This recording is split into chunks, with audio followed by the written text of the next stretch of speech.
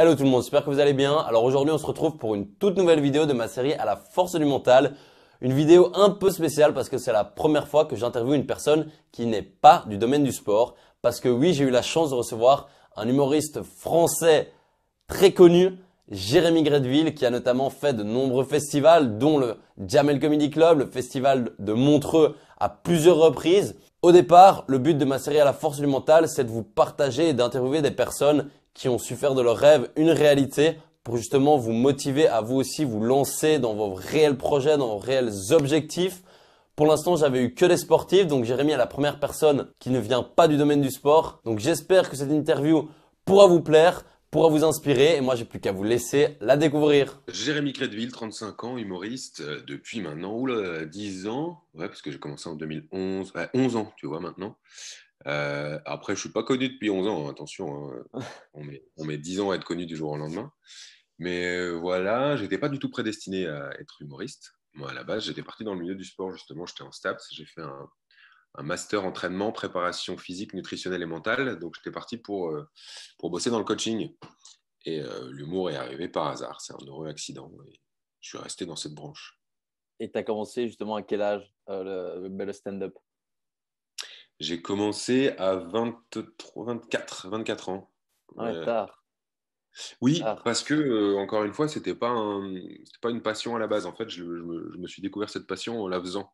C'est cool, en fait. J'ai trouvé le métier dont je rêvais en le faisant. C'est ça qui est bizarre. C'est-à-dire que petit, je me voyais pas sur scène à faire marrer des gens. Et au final, là, je me vois pas ailleurs. Ouais. Et justement, c'est à quel âge, comme tu as commencé tard, c'est à quel âge que tu as eu cette envie d'en faire ton métier? Bah, je crois que c'est vraiment ouais, peut-être 3 4 mois après de monter sur scène pour la première fois, quoi. C'est-à-dire que j'ai vite trouvé ça cool. Et après, j'ai fait la première partie d'un mec au Théâtre Sébastopol, qui a une salle de 1400 places à Lille. Et là, je me suis dit, putain, si je peux vivre de ça, vas-y, on y va. Donc, ouais, c'est le moment où j'ai eu le déclic, c'était en septembre 2010. Ouais, donc c'est assez rapide en vrai, hein. Tu as commencé puis direct, tu as cet objectif-là, quoi. Ouais, voilà. Après, je gardais quand même mes petits boulots à côté, hein. Moi, je coachais 2 équipes de rugby, je faisais de la réalisation après blessure, je faisais de la manutention chez Chronodrive, je rangeais les courses, quoi. Mais tu vois, je gardais plein de petits boulots. Et une fois que j'ai eu mon statut d'intermittent, je l'ai eu assez vite. J'ai mis moins d'un an à l'avoir parce que mon premier cachet, c'était en janvier. Et en septembre, j'étais intermittent. Donc ça s'est fait rapidement. Mais à Ouais. partir du moment où j'étais intermittent, j'ai lâché les autres boulots. Ouais. Et je me demande, quand tu démarres dans le stand-up, il y a d'office des moments où les gens vont peut-être pas rigoler et tout ça. Comment Ouais. tu gères ça? Bah, je retravaille. En fait, à partir du moment où il y a plus de gens qui rigolent que de gens qui rigolent pas, je suis sur la bonne voie. À partir du moment où il y a plus de gens qui ne rient pas, qui rient, ça veut dire que c'est moi le fautif. En fait, il n'y a pas de mauvais public. Quand tu démarres, tu as souvent tendance à dire ah, le public ce soir, il était pas cool, machin. Non. En fait, il faut juste trouver le moyen d'aller le chercher. Une fois que tu as trouvé le moyen, tu rentres dans la brèche et tu peux retourner n'importe quelle salle. Il n'y a pas de mauvais public, en fait. Ça, je l'ai appris en jouant. Il n'y a que des mauvaises façons de parler au Mhm. public qui est présent à cette date-là. Ouais. C'est à toi de te sortir les doigts pour aller le chercher. Et en termes d'obstacles ou de sacrifices que tu as dû faire pour justement devenir une humoriste, tu dirais que Ouais. c'est quoi? Alors, des obstacles et des sacrifices, il y en a tous les jours, même quand tu es plus médiatisé, hein. Moi, c'est-à-dire que sacrifice au niveau familial et social, tu n'es jamais là pour les anniversaires, les week-ends, le nouvel an. Moi, j'ai joué 2 fois là, cette année à Nouvel An. Il n'y a pas de. Les vacances, il y en a très peu. Alors au mois d'août, ça joue moins et tu as l'occasion de voir ta famille, mais tu les vois pas pendant 11 mois, quoi. Ça veut dire que moi, potentiellement, du lundi au dimanche, je peux être sur scène. Mhm. Là, maintenant, je me suis un peu calmé, mais quand j'ai démarré, je sais que j'étais vraiment mort de faim. Et je pense que c'est aussi pour ça que j'ai réussi, c'est parce que je mettais ça avant le reste. Et donc, je jouais tout le temps. Au début, je jouais sans être payé. Je prenais la bagnole, je faisais 2 heures de route pour aller faire une scène ouverte pour jouer 5 minutes, tu vois. Mais je pense que tous ces petits sacrifices ont fait qu'au final, maintenant, je peux avoir le choix de dire, bah non, en fait, ce week-end, là, je le passe avec ma famille. Et puis tant pis, si je rate cette occasion de jouer, il y en aura d'autres.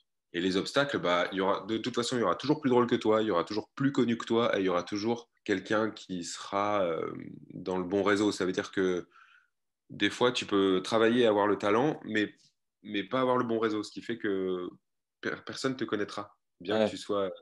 bosseur et travailleur. En fait, c'est vraiment, tu as trois facteurs dans l'humour et dans n'importe quel objectif, je pense. Tu as le travail, le talent et la chance. Et c'est vraiment dans cet ordre-là. C'est-à-dire que tu peux avoir 95% de talent, si tu ne travailles pas, tu ne transformeras jamais ce talent en fait. C'est 80% de travail, 10% de talent et 10% de chance. Et c'est vraiment ces trois facteurs qui font que tu peux avoir une carrière. Et en termes de qualité, pour toi, c'est quoi les qualités les plus importantes pour être un bon humoriste? Bah, il faut avoir une qualité d'observation déjà pour faire marrer les gens. Je pense il faut regarder les choses d'un angle un peu différent, un peu du dessus pour pouvoir en parler. La patience et l'abnégation, je pense que c'est trois facteurs aussi importants. J'aime bien les trucs qui fonctionnent par trois. Et j'aimerais savoir, parce que peu de gens le savent, enfin, même moi, je le sais pas, c'est quoi une journée type d'un humoriste ou une semaine type? Journée type, bah, tu peux avoir, par exemple, le matin, tu es à la radio à France Inter, l'après-midi, tu as une émission de télé chez Arthur, et le soir, tu es sur scène. Enfin, tu vois, ça peut aller. Ce qui est fou, c'est que j'ai pas d'emploi du temps défini. Ça veut dire qu'il y a des journées qui sont très chargées. Il y a des journées où je peux être très tôt à la radio le matin, enchaîner 5-6 émissions le soir et aller jouer 2 fois dans la même semaine. Et puis, il y a des semaines où tu es en attente. Et tu dirais que c'est quoi le plus dur dans ton travail? Je pense que c'est l'écriture. Parce que le jeu, c'est pas compliqué. Une fois que tu joues, c'est cool. Mais le fait de te mettre à écrire, partir d'une page blanche et de dire, bon, il faut que je trouve, tu vois, un spectacle, c'est 1 heure et demie, quoi. Il faut que je fasse rire 1 heure et demie les gens. Sachant que une page, ça équivaut à 1 minute. Tu vois, pour avoir tes 90 minutes, faut te faire 90 pages de blagues. Donc, il faut trouver le sujet, l'angle, écrire, rebosser, repenser. Parce que ça ne marchera pas tout de suite. En plus, tes 90 premières pages, au final, tu vas en garder ouais, 8. Donc, Ouais. c'est pour ça que je te disais, l'abnégation, la patience, ouais, le plus dur, c'est d'écrire. C'est le premier jet d'écriture, quoi. Et tu dirais que justement, pour un spectacle d'une heure et demie, ça demande en moyenne combien de temps de travail? Euh, Moi, je mets souvent une petite année à voir le bloc qui va moins bouger. Et après, je le joue 3 ans, mon spectacle. En gros, ça fait 4 ans Hmm. à Ouais. peu près pour avoir un spectacle solide. C'est-à-dire que la version euh, que j'ai au bout d'une année, ça ne sera pas la même au bout de 3 ans d'exploitation du spectacle. C'est-à-dire que ma dernière date, elle ne ressemblera pas à la première date d'il y a 3 ans, tu vois.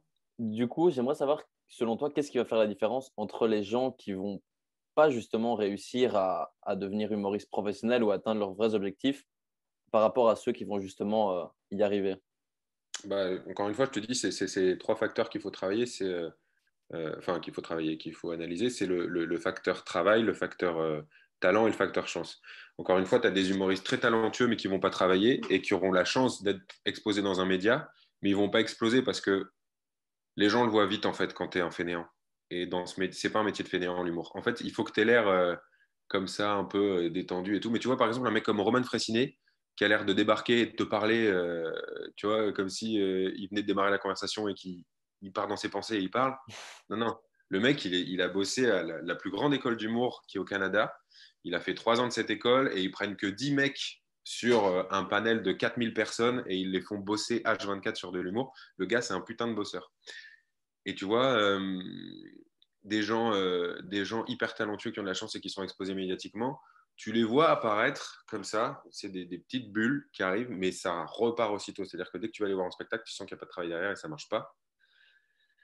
Et tu as des gens qui travaillent beaucoup, qui vont être exposés, mais qui n'auront pas cette petite étincelle de talent, qui vont jamais percer non plus. Ça veut dire que bah, tu vas aller voir une fois, puis tu vas te dire, OK, il a l'air de bien travailler et tout, mais je sais pas, il dégage rien.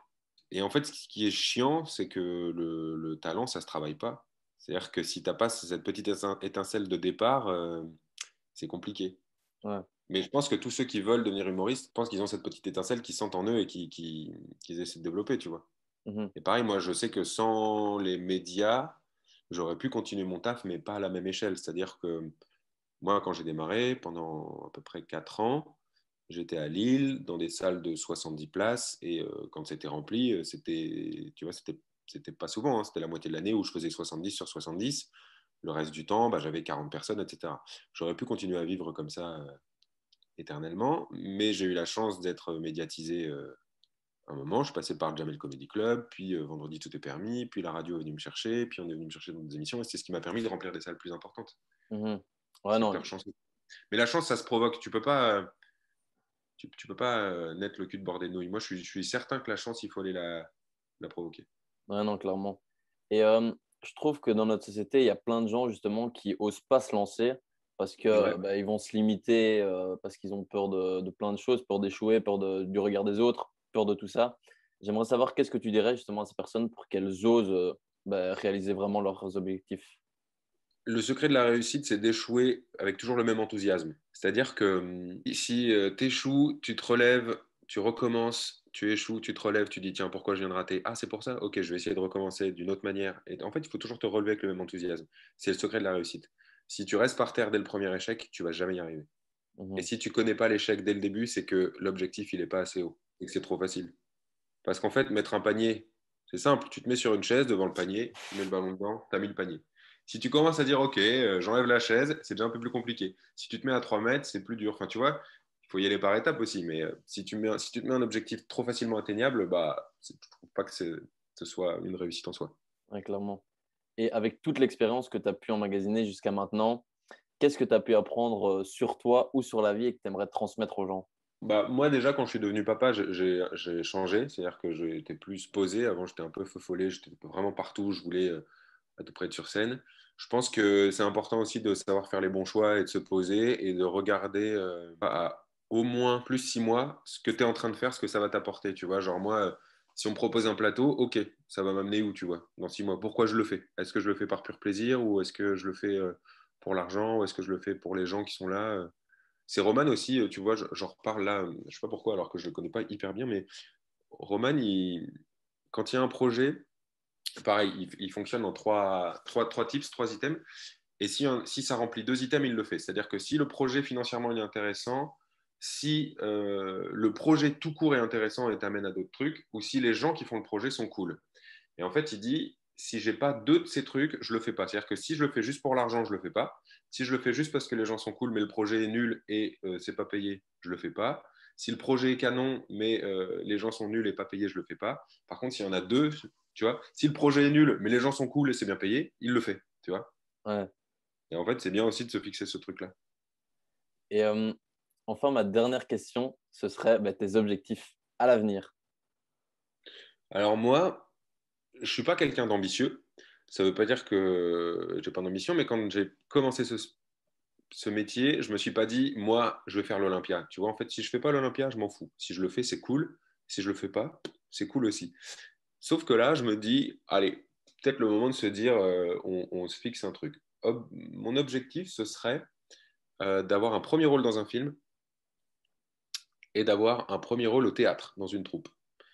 Et ça, je me le fixe pour les 20 prochaines années, tu vois. Je suis pas Mhm. pressé. Mais je me dis, je garde ça en tête et c'est ce que je me souhaite.